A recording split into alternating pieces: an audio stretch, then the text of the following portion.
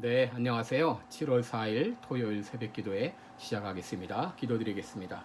은혜로우신 우리 아버지, 어젯밤도 우리들에게 평안한 잠을 주시고 또 오늘 새날을 맞이해 하루를 시작합니다. 오늘 우리의 일거수일투족 주께서 친히 인도해 주시고 우리들은 겸손히 주님의 인도하심을 따라가는 하루가 되게 하여 주옵소서. 이 코로나 바이러스와 무더위 가운데서 우리 온 성도들의 건강을 눈동자와 같이 지켜 주옵소서. 건강과 생명을 지켜 주옵소서. 주의 은혜로 이 모든 질병과 그리고 이 무더위를 넉넉히 이기고도 남음이 있도록 역사하여 주옵소서. 오늘 하루도 주님 앞에 의탁하며 예수님의 이름으로 기도드리옵나이다. 아멘. 네, 찬송가 304장 부르겠습니다. 그 크신 하나님의 사랑 304장입니다.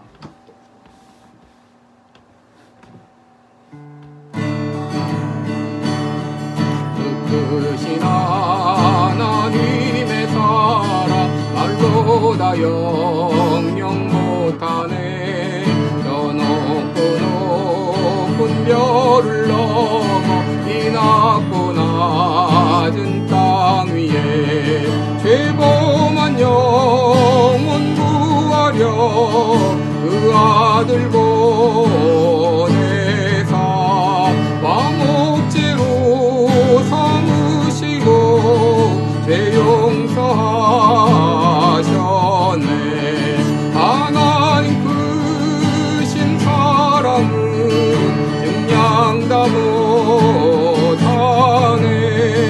영원히 변치 않는 사랑 성도여 찬양하세.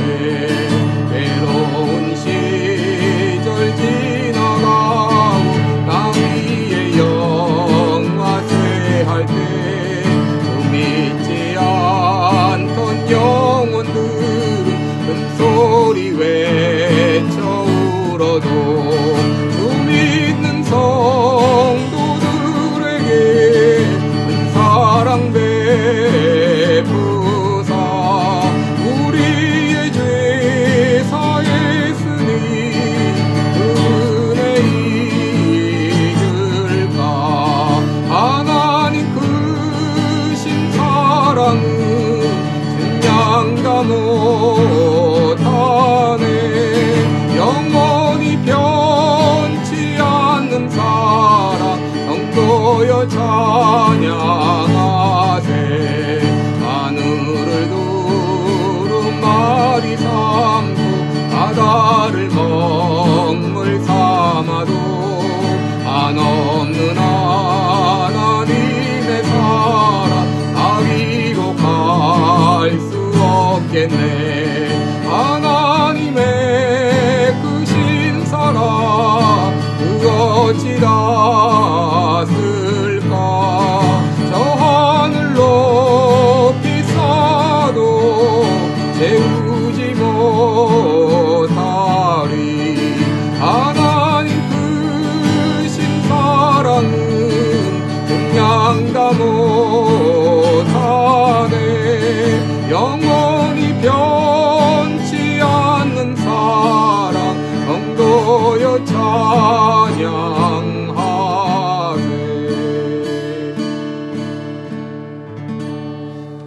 아멘. 네, 오늘 우리 같이 보실 말씀은 야고보서 2장 13절부터 2장 10절부터 13절까지 보겠습니다. 야고보서 2장 10절부터 13절까지 보겠습니다. 제가 봉독해 드리겠습니다. 누구든지 온 율법을 지키다가 그 하나에 거치면 모두 범한 자가 되나니 간음하지 말라 하신 이가 또한 살인하지 말라 하셨은즉 내가 비록 간음을 아니하여도 살인하면 율법을 범한 자가 되느니라.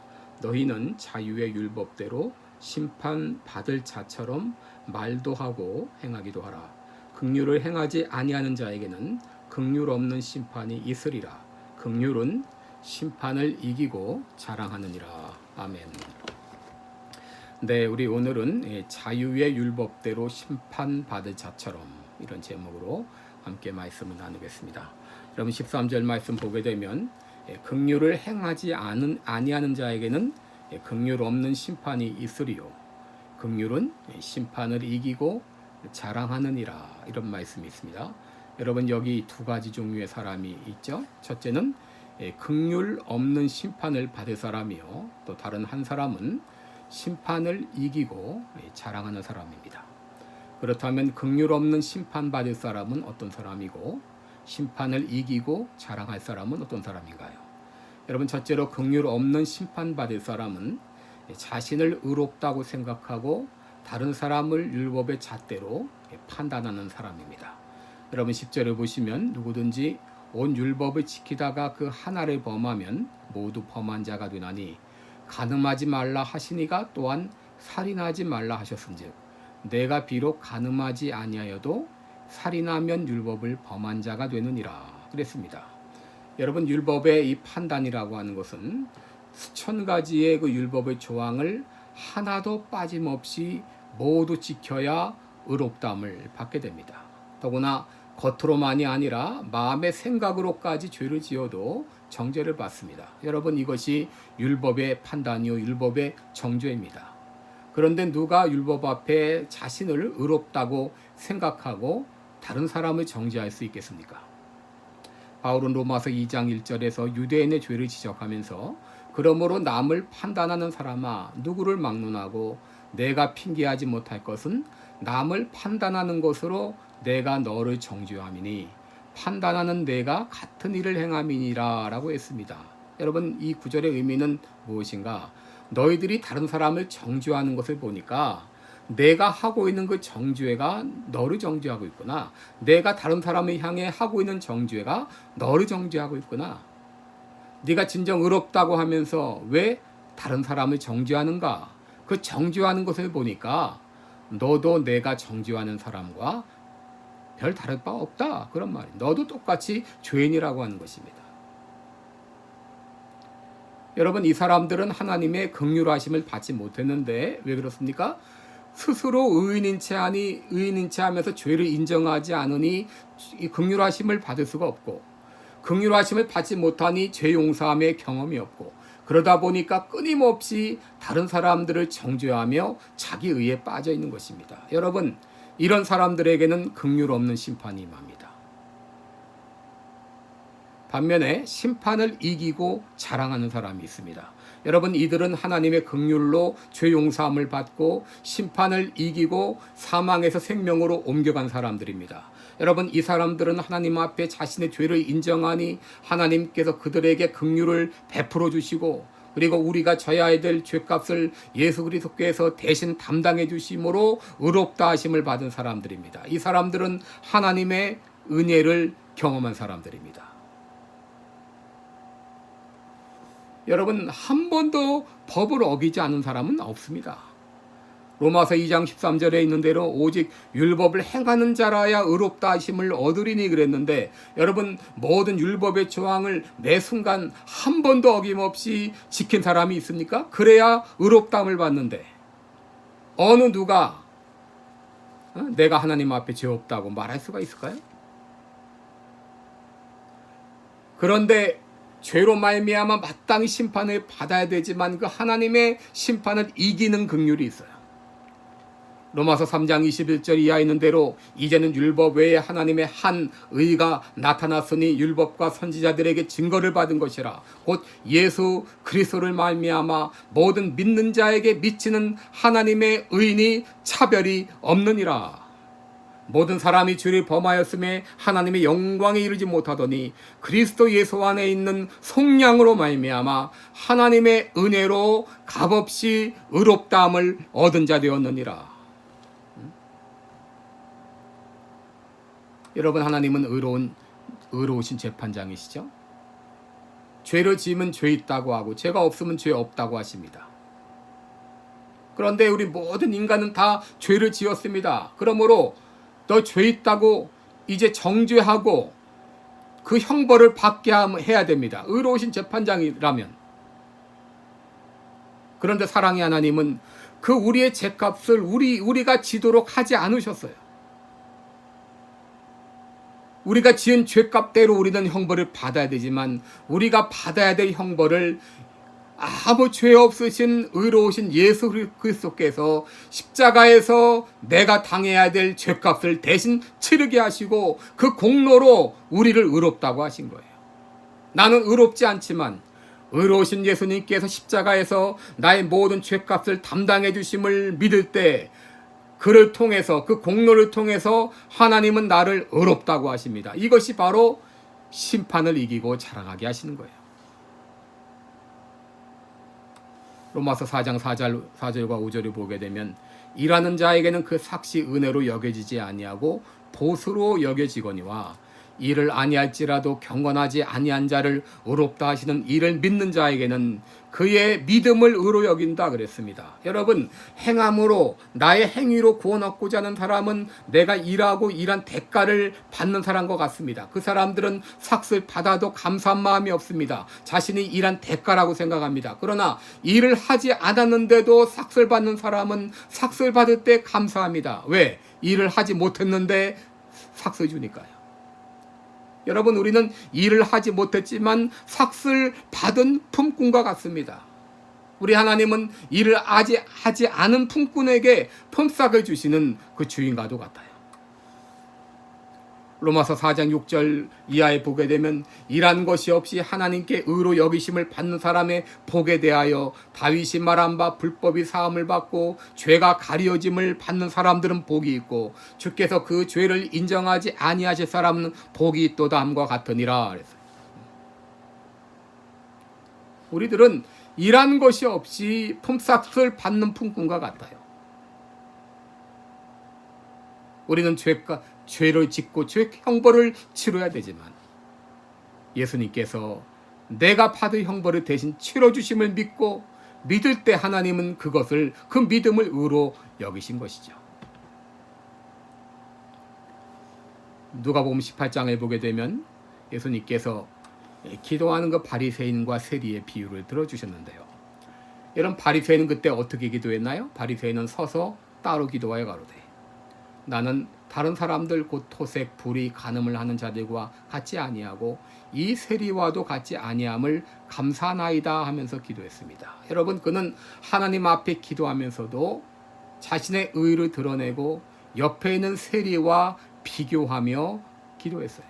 반면 세리는 감히 하늘을 쳐다보지도 못하고 하나님이여 불쌍히 여기소서 나는 죄인으로소이다 하면서 기도했습니다. 예수님께서는 그 기도하는 것을 듣고 어떻게 말씀하셨나요? 세리가 의롭다함을 받고 돌아갔느니라 그랬어요. 그 바리새인 기도했던 바리새인에게는 긍휼 없는 심판이 임했지만 세리는 긍휼을 이기고 자랑하게 된 것입니다. 여러분, 우리 모두는 하나님의 은혜로 예수 그리스도로 말미암아 구원을 받았어요. 이미 죽었어야 마땅한 우리지만 하나님의 긍휼로 구원을 받았습니다. 우리가 진정 하나님의 긍휼하심을 입었다면, 하나님의 용서하심을 체험했다면 우리들은 하나님의 긍휼하심을 받은 사람처럼, 하나님의 용서를 경험한 사람처럼 살아야 됩니다. 마태복음 18장을 보게 되면 탕감받은 종의 비유가 있습니다. 임금님에게 1만 달란트 빚진 종이 있습니다. 여러분, 이거는 엄청난 돈입니다. 도저히 갚을 수가 없는 돈이에요. 임금님은 그 종이 그 빚을 갚을 수 없는 걸 알아서 모두 다 탕감을 해주었습니다. 너 갚지 않아도 좋다. 그런데 이 탕감받은 종에게 또 100데나리온, 얼마 안 되는 돈 빚진 또 다른 종이 있었어요.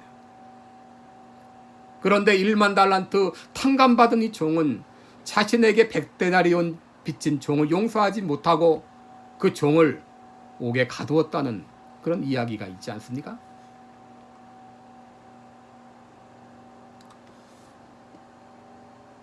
이 구절이 우리에게 보여주는 바가 무엇입니까? 너희들이 그렇게 나를 통해서 엄청난 은혜를 입었다면, 하나님의 긍휼하심을 입었는데 왜 너희들은 그렇게 무자비하게 인색하게 옹졸하게 살고 있느냐 하는 거예요.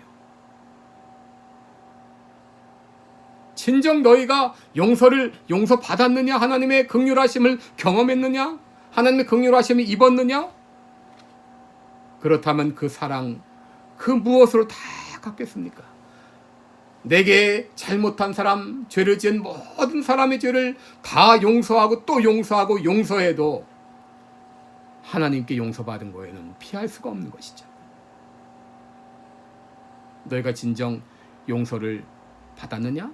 그렇다면 너그럽게 용서하며 살라고 하는 것입니다. 이것이 바로 12절에 있는 말씀입니다. 너희는 자유의 율법대로 심판받을 자처럼 말도 하고 행하기도 하라. 여러분, 우리들은 율법 조항 조문에 매여 있는 그런 사람이 아니라 우리들은 자유의 율법대로, 이것은 바로 하나님의 은혜의 법입니다. 하나님의 긍휼의 법입니다.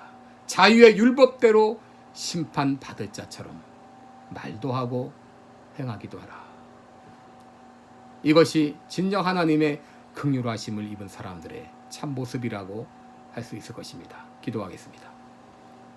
은혜로우신 우리 하나님 아버지, 우리가 지은 죄값으로 죽어야 마땅한 우리를 하나님께서 우리가 받을 형벌을 예수 그리스도께 다 전가시키고 그를 믿을 때 우리들을 의로 여기시고 모든 심판에서 면해 주시고 사망에서 생명으로 옮겨주신 것 감사합니다.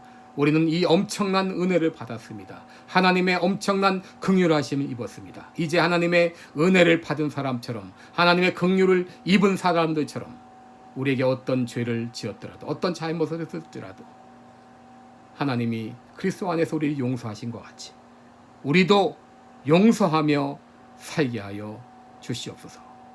자유의 율법대로 행하며 살아가는 우리들 되게 하여 주옵소서. 감사드리며 예수님의 이름으로 기도드리옵나이다. 아멘. 네, 오늘 더운 날씨에 여러분 건강에 유의하시고 또 이 시간에 또 각자 우리 기도해 주시기 바랍니다. 고맙습니다.